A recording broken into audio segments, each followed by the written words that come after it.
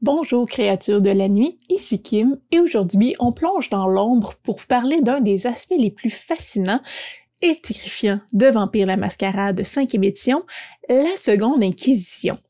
Donc imaginez un instant, un monde où les vampires, ces créatures immortelles qui dominent dans l'ombre depuis des siècles, sont enfin démasqués par les puissants services de renseignement du monde moderne. Donc, dans cette vidéo, on va explorer comment la technologie, la paranoïa et les alliances secrètes entre les gouvernements et les chasseurs de vampires ont donné naissance à cette organisation redoutable. Donc, qui sont les membres, quels sont leurs objectifs et pourquoi font-ils trembler même les anciens les plus puissants? Donc, je vais vous parler des origines de cette croisade moderne et des factions qui composent cette redoutable coalition. Donc, restez avec moi pour découvrir pourquoi la Seconde Inquisition est devenue l'une des plus grandes menaces dans l'univers de Vampire la Mascarade 5e édition et comment elle pourrait bien changer la donne pour tous les Kindred. La Seconde Inquisition désigne une coalition informelle regroupant des services secrets et des chasseurs de sorcières héritiers de l'Ancienne Inquisition, déterminés à traquer les vampires à l'échelle mondiale.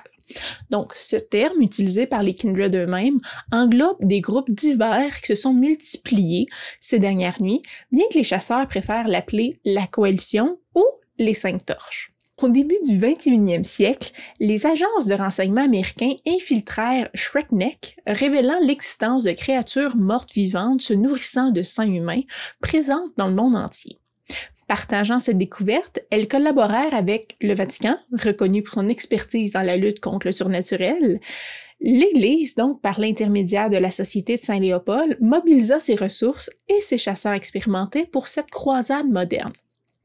Donc, après des années d'enquête, la Seconde Inquisition désigna Vienne comme la capitale des vampires et organisa une attaque ciblée. Donc, en 2008, une force conjointe composée de l'USOCOM, et de l'ESOG du Vatican et d'autres unités brésiliennes de chasseurs-tueurs expérimentés détruisèrent la chanterie de Vienne, le siège du clan Tremere. Donc, officiellement, l'opération fut attribuée à un attentat terroriste de l'État islamique.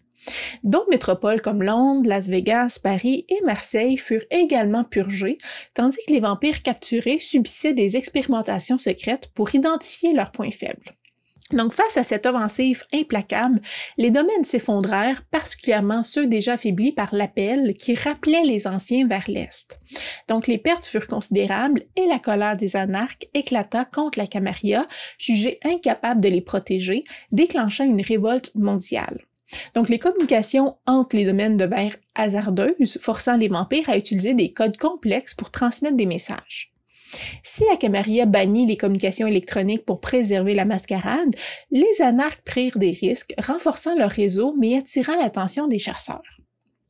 Le sabbat, dévasté, recourut à des attaques clandestines pour survivre, mais ce sont les sangs clairs qui tirèrent le meilleur parti de la situation. Donc, leur humanité apparente les protégea des chasseurs, faisant d'eux les véritables survivants de cette ère sombre. La Seconde Inquisition reste un mystère soigneusement protégé, même pour les services secrets qui la composent. Donc, la plupart des agents pensent participer à des opérations contre des terroristes ou d'autres cibles acceptables, sans jamais soupçonner qu'ils combattent des vampires. Donc, des pressions politiques et des troubles locaux freinent pour l'instant une coopération totale des pays comme la Turquie, la Thaïlande, l'Inde, le Nigeria et le Mexique. Cependant, ces nations et leurs agences indépendantes, comme le DAAE, figurent déjà dans les dossiers stratégiques de First Light et de l'IAO, marquant leur importance pour les années à venir. Donc, les membres fondateurs de la Seconde Inquisition en Amérique du Nord, on retrouve les programmes secrets de First Light, donc menés par la NSA et la CIA, qui opèrent dans l'ombre, même de ses propres supérieurs. Donc, cette paranoïa s'explique par la crainte que n'importe quel fonctionnaire puisse être manipulé par un vampire. Localement, la Division des affaires spéciales et le Bureau de la conscience d'information mènent des opérations ciblées. Au Brésil, c'est le Batalhão de Operações Especiais Secretas, donc le BOES, qui traque les Kindred dans les grandes villes. Donc, grâce à son infiltration dans la police, il mène des raids méthodiques, s'attaque aux entreprises et refuges vampires, parfois rue par rue. Au Royaume-Uni, c'est l'unité, SO13 qui a méthodiquement éradiqué les vampires de Londres, transformant la ville en un terrain hostile pour les Kindred. En Russie, la 8e direction du GRU, s'est spécialisée dans la traque des Brouhahs, utilisant des méthodes brutales et directes. Finalement, au Vatican, l'entité, soit les services secrets du Saint-Siège, a intégré la Société de Saint-Léopold, récemment réactivée, pour renforcer son arsenal anti-vampirique. Donc ça, c'est les 5 pays fondateurs. Mais on retrouve quand même des membres secondaires. Donc l'Égypte, où le Homeland Special Program infiltre des cultes vampiriques et des réseaux de soutien pour récolter des renseignements cruciaux. En France, on a la Chalcédoine, qui s'attelle à un nettoyage progressif de Marseille, un bastion vampirique historique. À Israël, c'est l'unité 8211 qui est dédiée à la traque des anciens, exploitant leur longévité contre eux. Au Japon, c'est le 3e département de renseignement qui surveille attentivement l'arrivée de vampires dans les grandes villes du pays. En Pologne, on a le Bureau 9 qui utilise la coalition comme prétexte pour se renforcer au sein de l'OTAN et de contrer l'influence russe. Et en Suède, c'est le G-Kontoret qui explore les anciens écrits occultes dans l'espoir de développer une cure au vampirisme malgré des résultats plutôt mitigés. Donc, le mot « vampire » est banni des briefings officiels. Les agents parlent de « corps vide », un terme technique basé sur la basse température corporelle des morts vivants, un indice de leur nature inhumaine. Donc, cette précaution s'ajoute au mystère qui entoure les véritables objectifs de la Seconde Inquisition. Donc, comme je l'ai dit tantôt, les pays fondateurs sont les États-Unis, avec le projet Twilight, parfois désigné bureaucratiquement sous le nom d'Opération Crow's Nest, qui était ou qui est une organisation de chasseurs opérant clandestinement au sein du gouvernement américain depuis les années 2000, sans le soutien des autres groupes similaires spécialisés dans la traque des monstres. Donc, considéré comme le précurseur des agences gouvernementales qui composent aujourd'hui la Seconde Inquisition aux États-Unis, le projet Twilight a jeté les bases de cette lutte organisée contre le surnaturel. Donc, le projet Twilight n'a jamais officiellement existé, même avant d'être officiellement dissous. Un peu ironique. Donc, au fil du temps, des agences d'enquête américaines telles que la DEA, le CDC, le FBI et la NSA ont parfois vu leurs agences tomber sur des phénomènes véritablement paranormaux et survivre pour en parler. Donc, à partir des années 1980, ces enquêtes ont commencé à se recouper, donnant naissance à un réseau informel de partage d'informations. Donc, les agents impliqués appellent ce réseau-là le projet Twilight, en référence à la série légendaire là, de la 4e dimension de Twilight Zone et non pas des films et livres de vampires. Donc, le projet Twilight fonctionnait principalement comme une branche de l'ancienne division des affaires spéciales, qui, à l'époque, préférait enquêter sur des phénomènes paranormaux populaires, tels que les fantômes, les cryptides, les apparitions extraterrestres, laissant au projet Twilight le soin de s'occuper des menaces plus anciennes ou folkloriques. Donc, après que la NSC ait reçu des ressources considérablement accrues et un mandat opérationnel élargi suite au 11 septembre, ces nouvelles capacités ne tardèrent pas à révéler des comptes bancaires suisses centenaires et des forums du dark web regroupant des informations inquiétantes. Donc, les vétérans du projet Twilight, qui jusque-là avaient obtenu très peu de résultats notables, encore moins publiés, se retrouvèrent soudain en forte demande auprès des agences cherchant à traquer ces terroristes occultes. Donc, ces agences incluaient la SAD, grandement renforcée, et le tout nouveau IAO. Donc, les supérieurs de ces vétérans leur pardonnèrent ou effacèrent leurs irrégularités passées et les promurent à la tête d'unités anonymes dotées de l'autorité discrète nécessaire pour organiser des raids à l'aube, devenant ainsi des figures de proue de la Seconde Inquisition moderne. Conséquemment, le directeur de la SAD mit fin au projet Twilight au milieu des années 2000, estimant que les talents de ses membres étaient désormais trop précieux pour être gaspillés sur des initiatives chroniquement sous-financées. Pour la plupart des personnes concernées, le projet Twilight est aujourd'hui un surnom informel, on pourrait dire, désignant le triumvirat d'agences qui composent la contribution américaine à la coalition, soit First Light, l'IAO et la SAD, restructurée et renforcée. Donc, First Light, c'est une agence américaine et une des organisations fondatrices de la Seconde Inquisition. Son équivalent britannique, c'est le Newburgh Group. First Light est a été conceptualisé et créé par son actuelle directrice, Felicity Price, au cours de l'année 2003. Donc, elle s'appuie principalement sur des vétérans du projet Twilight. Bien que ses opérations actuelles aient peu de lien avec ses origines, First Light a été fondée comme une collaboration entre la NSA et la CIA. Aujourd'hui, elle imprègne l'ensemble du vaste appareil là, de sécurité des États-Unis. Donc, l'influence de First Light s'étend également à la création de nouvelles organisations, désormais membres clés de la coalition. Donc, elle a aidé le JTRG et le futur SO13 à former le Newburgh Group en Angleterre et a participé à la fondation de la calcédoine, au sein de la DGSE française. Donc, First Light a aussi facilité l'intégration des groupes israéliens et suédois dans la coalition grâce à ses nombreux contacts. Donc, First Light agit principalement comme une autorité de coordination supervisant des opérations menées par la SAD, l'IAO et d'autres agences qui s'occupent de l'essentiel des interventions sur le terrain. First Light compte peu d'agents de terrain à l'exception de ses équipes de déploiement spécial comme White Horse.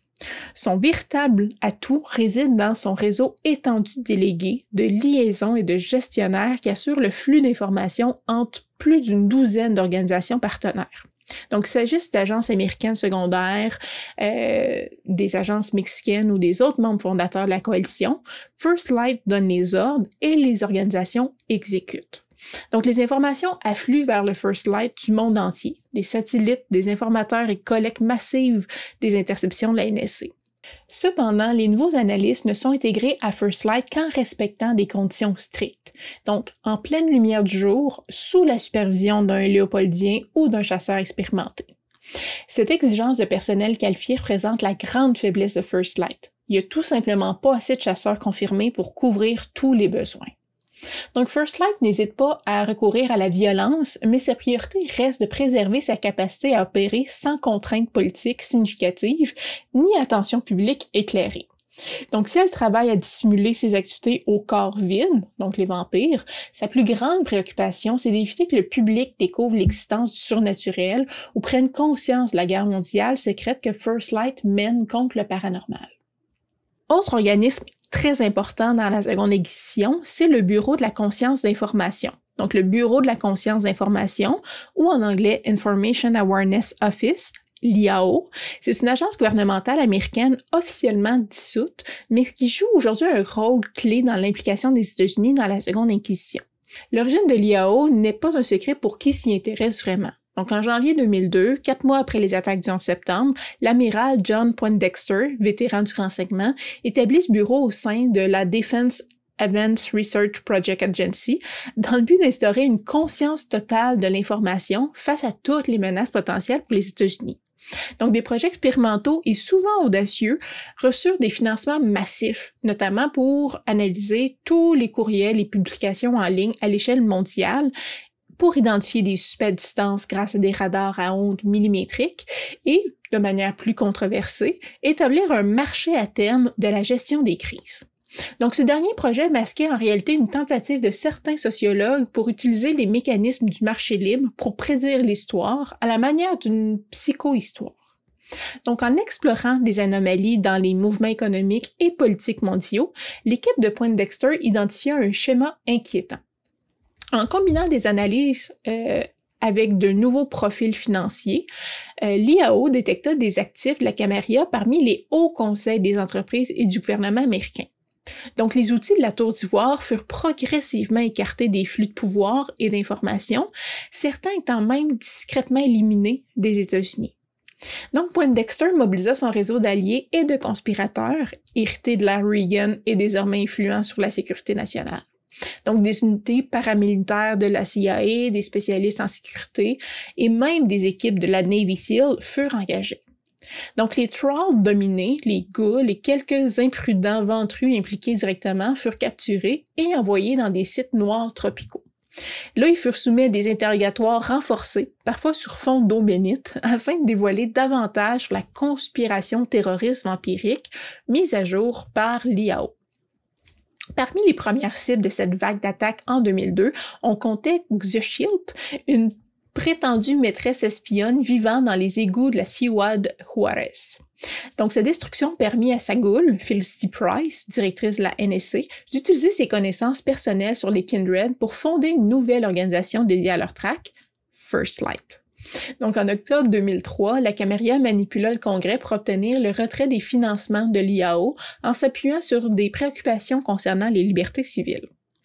Toutefois, malgré sa dissolution officielle, plusieurs programmes de l'IAO plongèrent dans la clandestinité, poursuivant leurs activités au sein des actifs secrets du Pentagone sous d'autres noms. Les opérations de l'IAO sont souvent classifiées et celles qui ne peuvent pas l'être sont déguisées sous forme de missions d'entraînement ou de frappes antiterroristes. Donc, bien que First Light représente officiellement les États-Unis lors des sessions de planification de la coalition, l'IAO exerce une influence démesurée dans la lutte contre les corps vides à l'échelle mondiale. Donc, cette influence découle en partie de son bilan impressionnant d'abris détruits et de vampires éliminés, mais surtout de sa maîtrise du budget noir non divulgué des États-Unis. L'IAO peut transférer des milliards de dollars en paiement direct ou en garantie de prêt à toute organisation qui joue le jeu de la coalition, selon ses propres règles.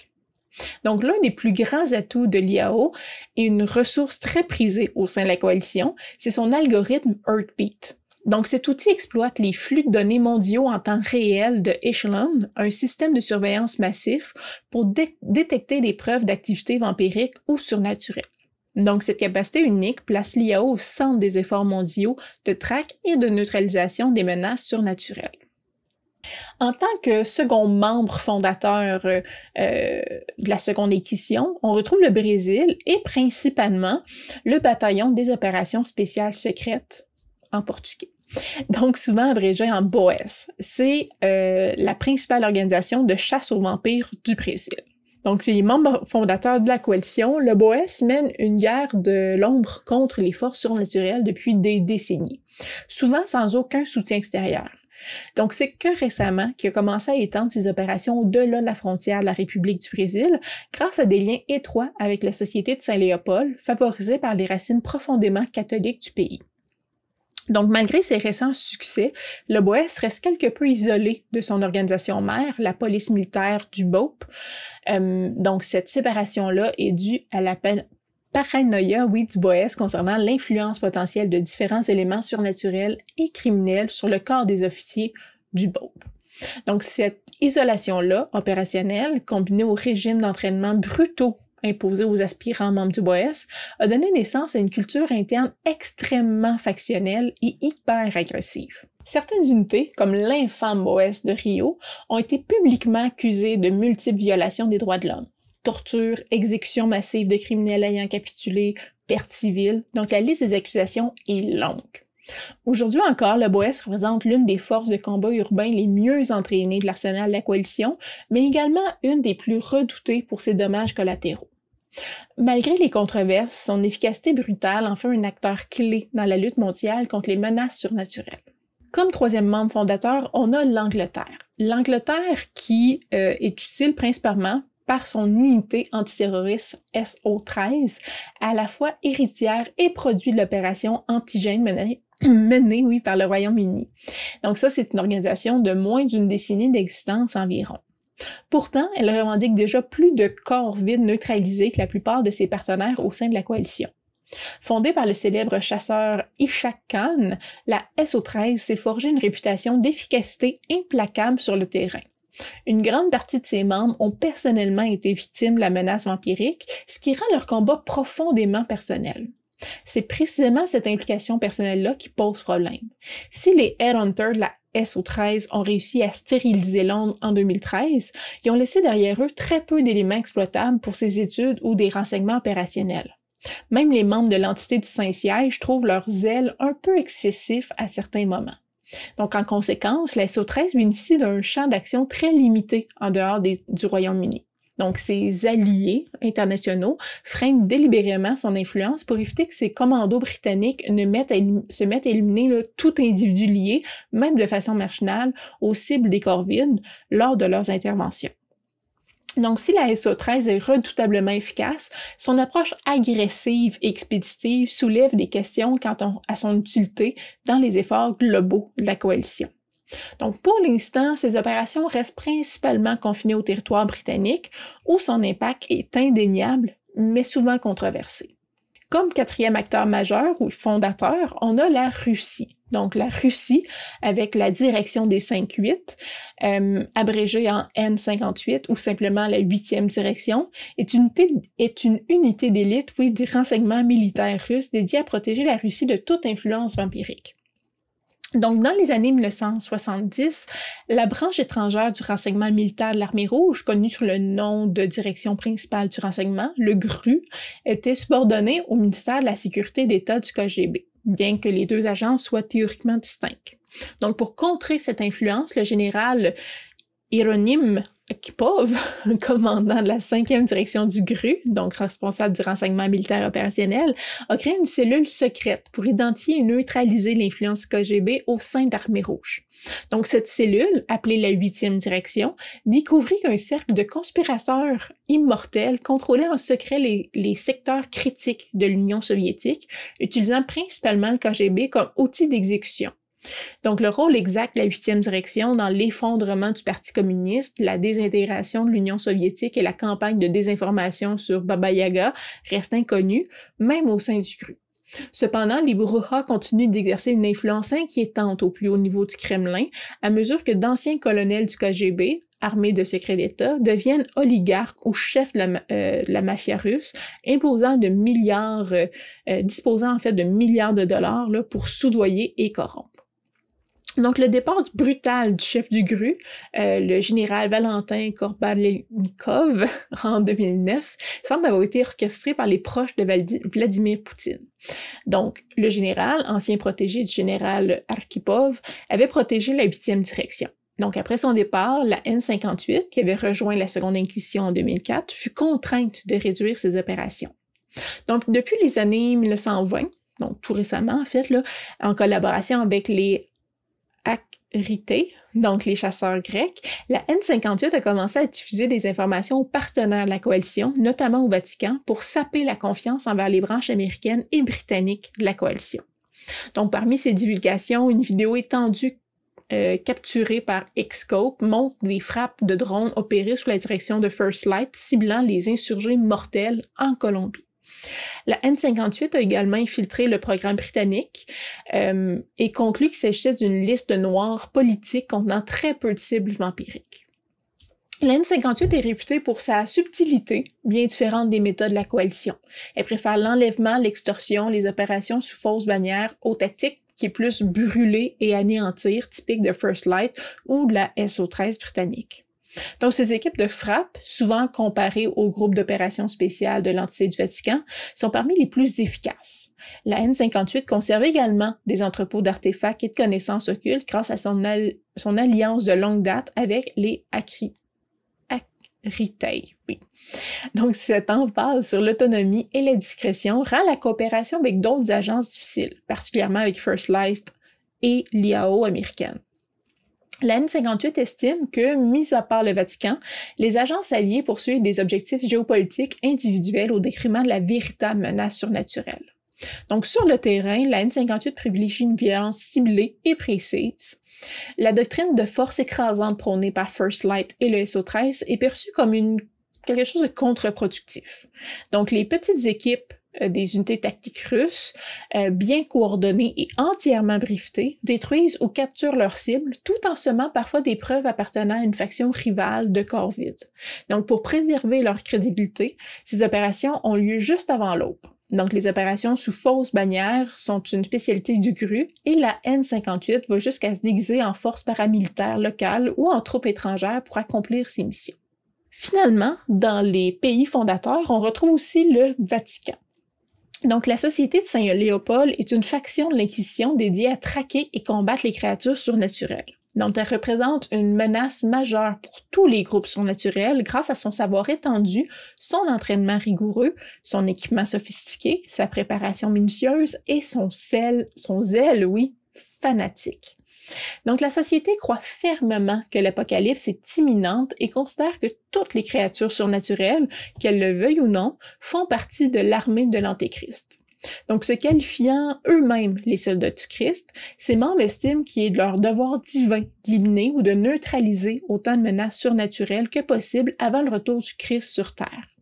Donc, la Société de Saint-Léopold affirme que ses racines idéologiques remontent aux Michaélites, un ordre secret fondé par un soldat romain converti, dédié à la protection des premiers chrétiens cachés dans les catacombes romaines contre les monstres qui y rôdaient. Cependant, leur formation officielle remonte à Léopold von Murnau, un dominicain allemand qui reçut en 1231 une dispense spéciale du pape Grégoire IX pour combattre les forces surnaturelles maléfiques.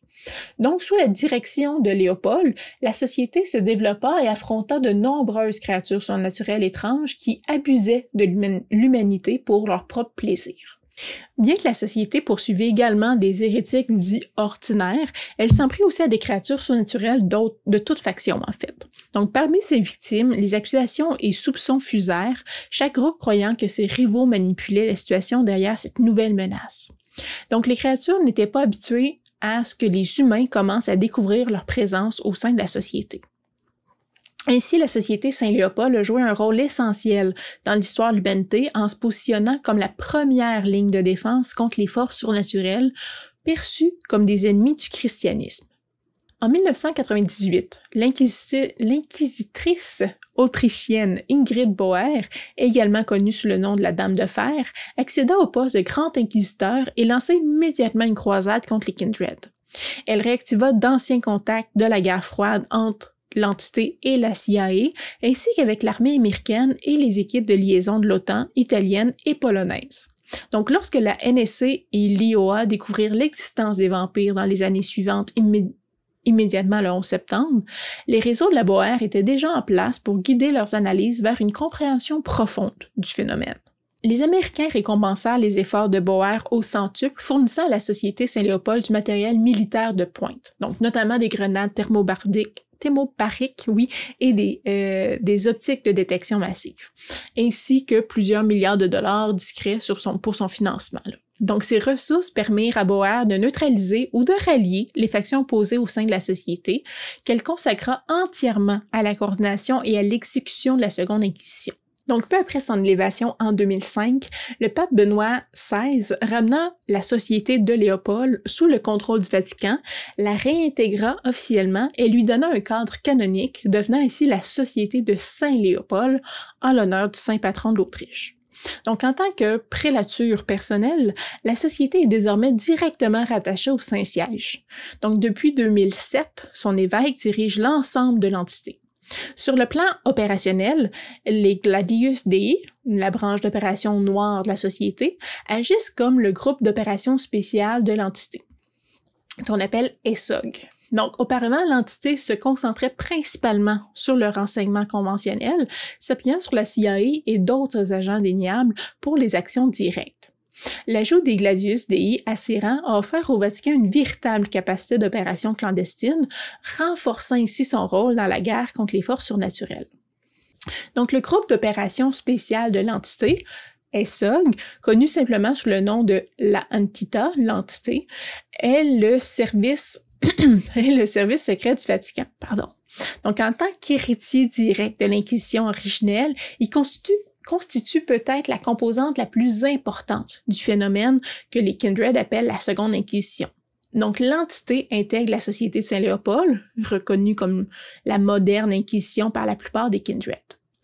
Avant la Seconde Inquisition, les excès et les échecs de la Première Inquisition pesaient lourdement sur les dirigeants de l'entité, freinant leurs actions contre la menace vampirique. Leurs archives montraient que leurs tentatives passées avaient été corrompues par des luttes politiques et religieuses internes. Le grand projet s'était transformé en une orgie de destruction qui avait brutalement ciblé les femmes et les minorités religieuses, entachant leur autorité et permettant aux vampires d'échapper au feu du jugement. Pendant ce temps, des milliers d'innocents périrent. Donc, dans les siècles sombres qui suivirent la Première Inquisition, l'entité garda profil bas, nourrissant la honte de ses ancêtres pécheurs. Peu croyaient qu'une nouvelle chance se présenterait, mais si l'occasion devait surgir, ils étaient déterminés à agir différemment. Au tournant du millénaire, l'entité commença à échanger des informations avec d'autres agences de sécurité dans le monde entier. Très vite, une conclusion claire s'imposa. Les vampires existent, et constitue une menace directe. Donc, ça a incité l'entité à intensifier ses activités et à porter la lutte directement au Kindred. Donc, elle a détruit le Chantry de Vienne, a décimé les Kindred de Londres. Plus récemment, lors des nuits récentes, elle perturba le second conclave de Prague, déployant du gaz rouge contre les Kindred de la ville.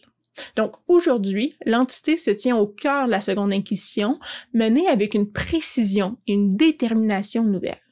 Tirant les leçons des erreurs passées, elle s'efforce de mener une guerre ciblée contre les forces surnaturelles, consciente de l'importance de son rôle dans la préservation de l'humanité. Donc, les véritables décideurs derrière l'implication du Vatican dans la coalition restent un mystère, même pour les autres conspirateurs. On murmure que l'entité est dirigée par 9 hommes inconnus choisis parmi la hiérarchie de l'Église. Donc, cette organisation permet de protéger le Saint-Siège d'une implication directe dans les activités discutables d'extermination de créatures surnaturelles. L'entité dispose de vastes ressources, d'un réseau mondial de refuges religieux et d'une armée de chasseurs de vampires dévoués. Alors qu'ils se trouvent au cœur d'une entreprise mondiale d'une puissance sans précédent, leur rôle est d'agir comme une boussole guidant les partenaires vers un objectif ultime. Conscients des tensions d'abuser du pouvoir de la Seconde Inquisition pour des gains personnels, ils portent la mémoire des fautes de leurs prédécesseurs. Pendant un millénaire, des monstres se sont nourris de l'humanité, tandis que, dans des salles dorées, ces hommes murmuraient mea culpa. Donc cette fois, les flammes trouveront le dernier vampire. Donc, bien que les soldats de l'ESOG soient audacieux, l'entité apporte une prudence froide dans la planification opérationnelle. Considérant leur mission comme une tâche générationnelle, ils savent qu'une exposition publique de la conspiration pourrait donner aux vampires le temps nécessaire pour se regrouper et contre-attaquer. Donc, l'entité préfère rarement engager ses forces dans des opérations mixtes, offrant plutôt des conseils isolés pour des missions spécifiques. Le second conclave de Prague, où ils ont utilisé du gaz rouge, est une exception coûteuse. Bien qu'il ait parfois coopéré avec les Brésiliens grâce à leur lien étroit, il privilégie quand même un contrôle tactique total. Alors voilà, créatures de la nuit, c'était notre plongée au cœur de la Seconde Inquisition avec tous les détails sur les différents groupes, différentes opérations qui remplissent et qui nourrissent la Seconde Inquisition. Donc, cette menace invisible mais implacable qui redéfinit l'équilibre des forces de la Vampire, la Mascarade, 5e édition. Donc, que vous soyez un conteur cherchant à intégrer cette organisation dans vos chroniques ou un joueur curieux de découvrir comment votre personnage pourrait survivre face à cette machine implacable, j'espère que cette vidéo vous aura donné des idées et un peu de frisson pour votre vampire. Donc, la Seconde Inquisition n'est pas juste un ennemi, c'est une réflexion sur notre monde moderne, les technologies qui nous surveillent, les alliances de l'ombre et la lutte pour préserver des secrets à une époque où tout finit par être révélé.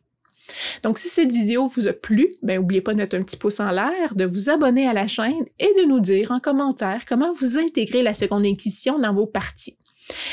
Vos idées, vos anecdotes peuvent inspirer toute la communauté, alors gênez-vous pas et partagez toutes vos idées et vos histoires et vos chroniques. Donc d'ici là, restez à l'abri des drones et chasseurs de vampires et surtout, préservez la mascarade. À bientôt!